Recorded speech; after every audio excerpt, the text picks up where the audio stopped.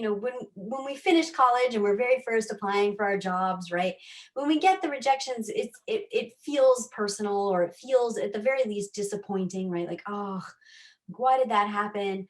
But as we get more experience in our job field, whatever it is, we sort of get to a point where we know that when we apply for a job and we're accepted for a job, that there's a little give and take there. So there's us accepting that job, but there's also us having been accepted for that position, and that it's a mutual thing, right? Whereas when we're young, it feels very much like, please, please, please accept me. And I think that there's a really good analogy there for the writing industry as well. When we're starting out, we might just want to get accepted because please, please, please.